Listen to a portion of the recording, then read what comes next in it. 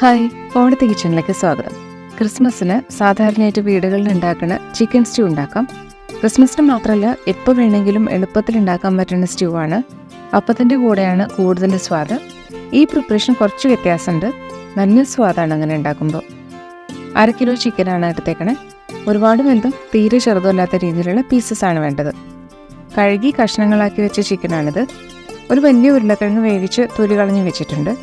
ഇടത്തരം വലുപ്പത്തിലുള്ളതാണെങ്കിൽ 2 ഉരുളക്കിഴങ്ങ് വേണ്ടി വരും. ഒന്ന് ഉടച്ചെടുക്കുക ആദ്യം. ഉരുളക്കിഴങ്ങ് കഷ്ണങ്ങളാക്കിയിട്ട് തന്നെ ചേർക്കാറുണ്ട് ചിക്കൻ സ്റ്റൂവിൽ. പക്ഷേ ഇങ്ങനെ പൊടിച്ച് ചേർക്കുമ്പോൾ ഗ്രേവി തിക്കായിട്ടാവുകയും ചെയ്യും. കഷ്ണമായിട്ട് ഇങ്ങനെ കടിക്കൂല ഉരുളക്കിഴങ്ങ് ചിക്കൻ പീസസിൻ്റെ ഇടയിൽ.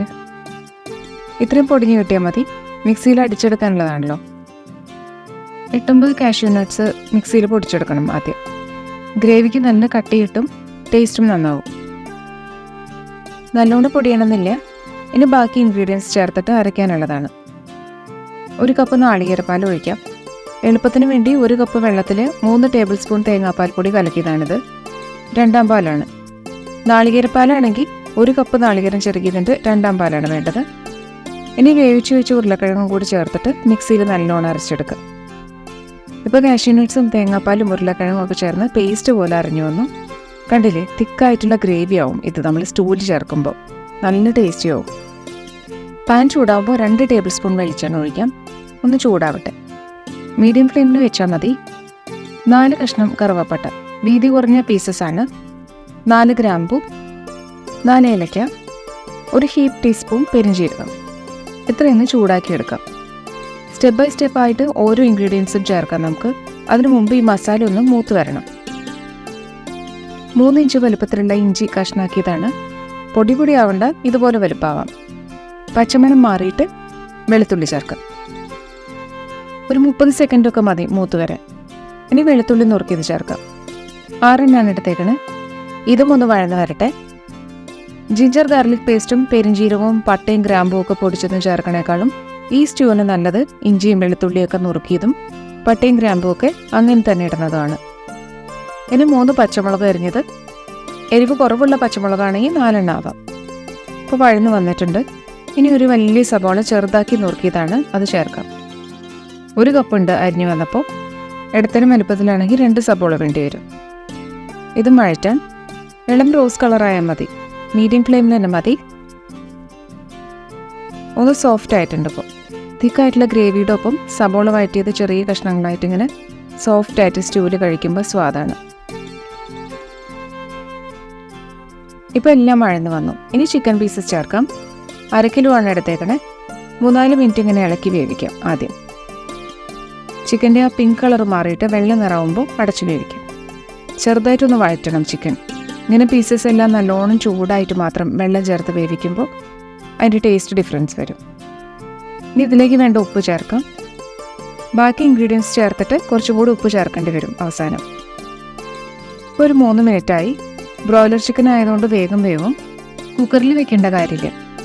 ഇനി 1/2 കപ്പ് വെള്ളം ഒഴിച്ച് ഒന്ന് ഇളക്കിയിട്ട് അടച്ചു വെച്ച് വേവിക്കാം. 3 മിനിറ്റ് കൊണ്ട് തന്നെ വെന്തോളും. ഇതപ്പോൾ നല്ലോണം തിള വരുന്നുണ്ട്. ഇനി വേഗം ആയിക്കോളും. തുറന്നിട്ട് ഒന്ന് ഇളക്കി നോക്കാം. മസാലയും ബാക്കി വഴറ്റിയതിൻ്റെയൊക്കെ എല്ലാ എസൻസും ചിക്കനിൽ അബ്സോർബ് ആവും. ഇപ്പോൾ ചിക്കൻ പീസസ് വെന്തു സോഫ്റ്റ് ആയിട്ടുണ്ട്.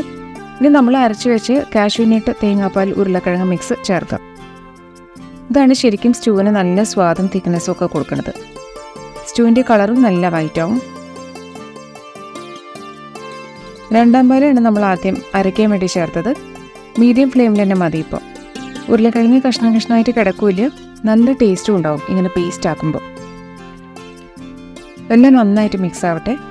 നല്ലോണം ഇളക്കി ചേർക്കാം. ഇനി ഉരുളക്കിഴങ്ങിലേക്ക് വേണ്ട ഉപ്പിടാൻ.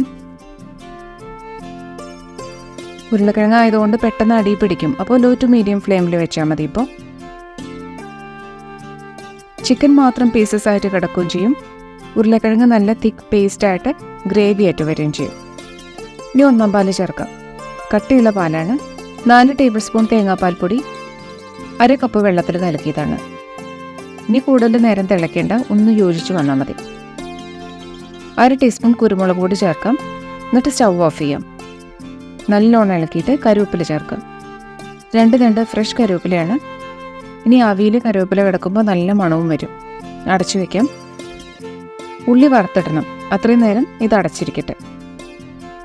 1 ടേബിൾ സ്പൂൺ വെളിച്ചെണ്ണ ചൂടാക്കിയിട്ട് 10-12 ഉള്ളി ചെറുതായി നുറുക്കിയതാണിത്.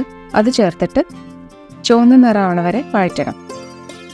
ഉള്ളി ഇപ്പോൾ ചുമക്ക വറുത്തിട്ടുണ്ട്. ഇനി 2 തണ്ട് കറിവേപ്പിലയും കൂടി ചേർക്കാം. സ്റ്റ്യൂവിന് നല്ല ഫ്ലേവർ വരും. ഇതിനി സ്റ്റ്യൂവിലേക്ക് ഒഴിക്കാം. അങ്ങനെ നല്ല സ്വാദുള്ള ചിക്കൻ സ്റ്റ്യൂ റെഡിയായി.